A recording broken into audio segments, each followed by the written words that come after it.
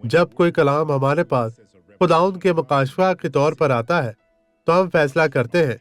जब यह हमारे सर से आता है ये काम नहीं करता। नहमिया बाब 2 आयत 18 में जो पैगाम है वो दर्ज झैल कहता है, और आसिफ के लिए जो शाही जंगल का निगहबान है एक शाही खत मिले कि वो हैकल के किला के फाटकों के लिए और शहर पनाह और उस घर के लिए जिसमें मैं रहूंगा कड़ियां बनाने को मुझे लकड़ी दे। और चूंकि मेरे खुदा की शफकत का हाथ मुझ पर था, बादशाह ने मेरी अर्ज कबूल की।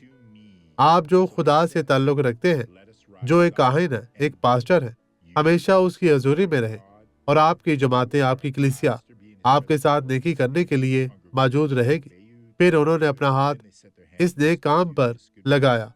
कभी भी कोई ऐसा काम ना करे जो खुदा के कलाम के खिलाफ हो या बाइबल की सादा तरीन आयत के खिलाफ हो, क्योंकि खुदा हमें कोमा तक भी लगा देगा।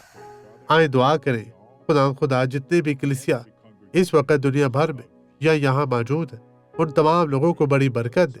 वो लोग जो हमारे साथ तेरी पाक हजूरी में बैठे हैं, उनकी जिंदगी में हर तरह की बदी को खत्म कर। मैं बदी की अभी सर्जिश करता हूँ। मैं बदी तुझे हुक्म देता हूँ कि तू इनकी जिंदगियों से चली जा, गायब हो जा, कभी भी वापस ना आना। मिस्टर सुनास्ट्री के नाम